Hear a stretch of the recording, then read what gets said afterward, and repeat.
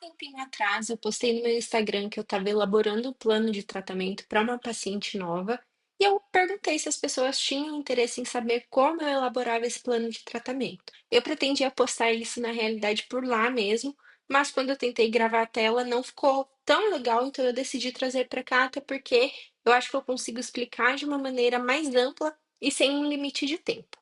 Então, se você tem interesse em saber como eu elaboro um plano de tratamento para cada um dos meus pacientes, esse vídeo é para você.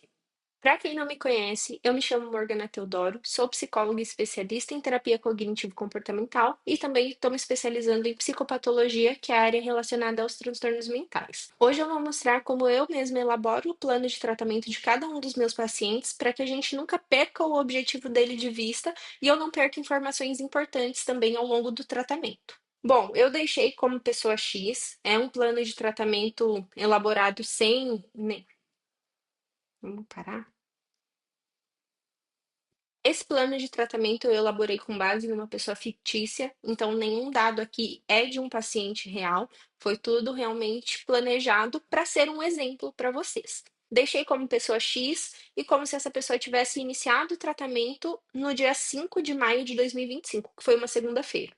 Então, ao longo dessas últimas 2 ou 3 semanas, é como se eu tivesse conseguido realmente entender um pouco mais da demanda, fazer o acolhimento, entender a queixa, fazer uma avaliação diagnóstica, por isso que tem aqui o diagnóstico de TAG. Eu só coloco um diagnóstico fechado depois que eu mesma faço uma avaliação.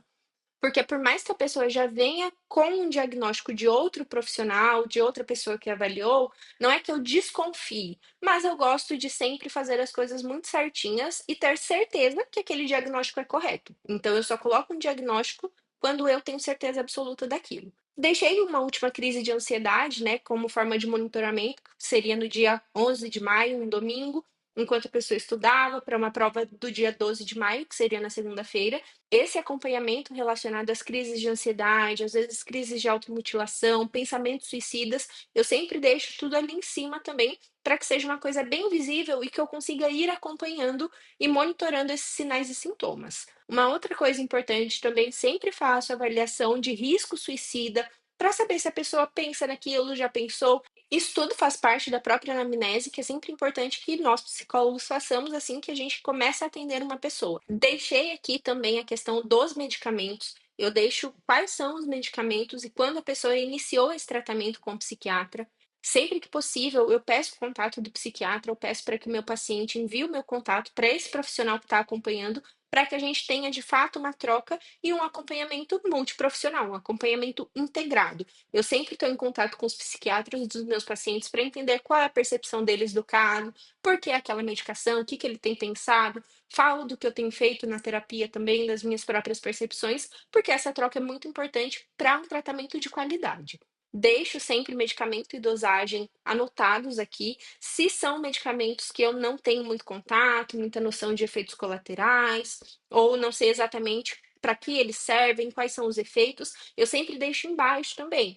Como o estalopram e o clonazepam são medicamentos que vários pacientes meus usam, principalmente porque eu realmente trabalho com essa demanda relacionada à ansiedade, então eu já conheço os principais efeitos, os principais efeitos colaterais também. Isso vai me dando uma noção maior para acompanhar os sinais desse paciente, para ver se não está relacionado às vezes a um efeito colateral. Então, tudo isso me ajuda. O clonazepam geralmente é utilizado como SOS, que é para momentos de ansiedade muito intensa, para tentar evitar uma crise, ou para momentos de crise realmente, que o paciente usa pontualmente, porque é um benzodiazepínico, tem efeito sim de dependência. Então, tudo isso precisa ser acompanhado sempre com o psiquiatra. Não tomem nenhum medicamento sem indicação médica, porque cada medicamento tem um efeito diferente e é sempre importante uma avaliação de uma pessoa que entenda antes de tomar qualquer coisa, tá? Como focos principais, deixei o tratamento com o protocolo da TCC para o TAG, cessar as crises de ansiedade, que geralmente são coisas que incomodam muito os pacientes e fazem com que eles percam a qualidade de vida, e ter um sono de qualidade. Vamos supor que essa pessoa chega com um sono muito bagunçado, ela tem crises durante a madrugada e aí não consegue dormir, no dia seguinte geralmente tem aula. Tudo isso são pontos de atenção para mim. Todos esses são os meus focos principais, porque eu entendo o que está fazendo com que a paciente entre em sofrimento e eu vou deixando os meus maiores focos para que eu consiga seguir o tratamento inteiro com base nisso.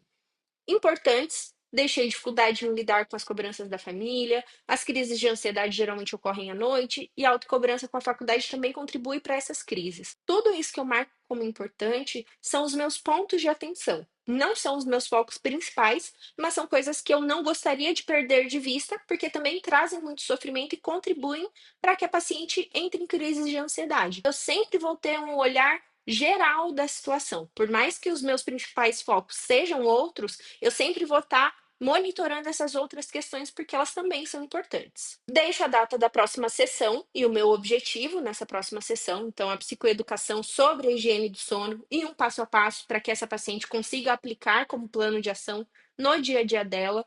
Pontos cruciais: exposição à luz solar, rotina do sono, limite de horários para estudo, diminuição das telas e atividade física. Eu deixo esses pontos cruciais para que eu realmente não me esqueça de nada que a paciente já reclamou, que ela já trouxe como queixa, e eu consiga, de fato, adaptar essa higiene do sono para a rotina dela.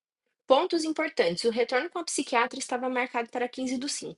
Vamos supor que na última sessão eu não tivesse conseguido conversar com ela sobre esse retorno na psiquiatra. Eu sempre deixo aqui para me lembrar de perguntar. O último plano de ação seria fazer um monitoramento de humor, que isso é através de um questionário enviado diariamente para o paciente através de uma outra plataforma que eu utilizo. Monitorar o sono e o padrão do sono. Qual é a maior dificuldade para dormir? O que costuma fazer antes de ir se deitar? Após adormecer, como é o sono? A pessoa acorda, não acorda? Ela acorda com crises de ansiedade? Como isso funciona? Tudo isso é importante para que eu consiga cada vez mais fazer essa elaboração de uma higiene do sono para essa paciente em específico. Deixo aqui o novo plano de ação que vai ser elaborado na nossa próxima sessão e provavelmente vai envolver a questão da higiene do sono, um passo a passo para que ela aplique isso na casa dela. Próximos passos, eu deixo tudo aquilo que eu preciso fazer com a paciente. Higiene do sono já está marcada para a nossa próxima sessão.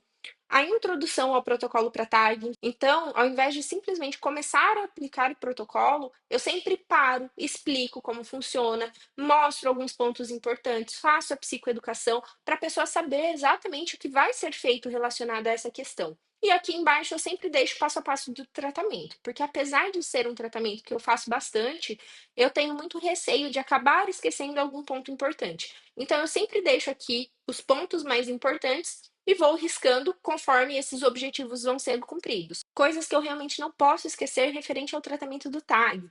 Psicoeducação sobre o transtorno sobre a TCC, respiração diafragmática, automonitoramento das preocupações, a reestruturação cognitiva, teste empírico de hipóteses, reestruturação de crenças, exposição à preocupação, prevenção de resposta do comportamento preocupado, a resolução de problemas, por último, ou às vezes eu trago isso para o comecinho também, o treinamento de relaxamento muscular e após a finalização desse passo a passo, geralmente o paciente já vai sendo encaminhado para alta caso as demandas dele tenham sido resolvidas. Outro ponto importante é referente à conceitualização cognitiva.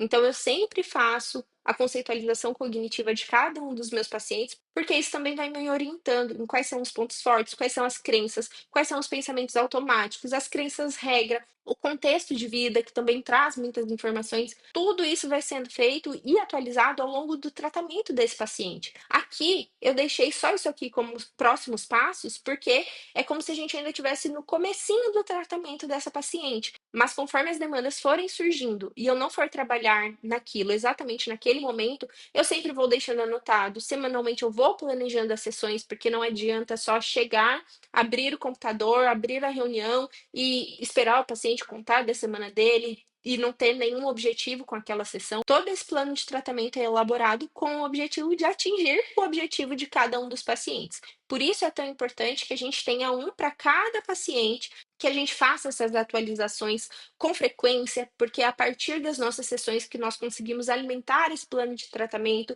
e ele vendo se nós estamos nas direções certas. Tem algumas escalas que também ajudam bastante. Eu costumo usar as da plataforma Human Track, que eu estou amando, porque me traz gráficos, me traz uma percepção muito mais geral do que as minhas percepções somente semanalmente com cada paciente.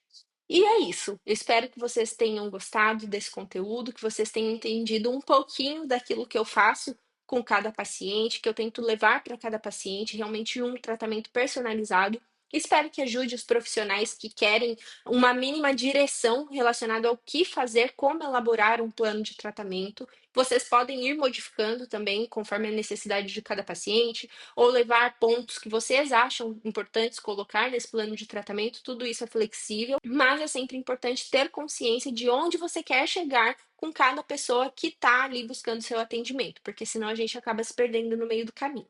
E se vocês gostaram desse vídeo, já deixa o like aqui, não se esquece de se inscrever no canal, comenta para mim o que vocês acharam, que tipos de vídeos vocês gostariam de ver mais nesse canal, e a gente se vê no próximo vídeo. Tchau!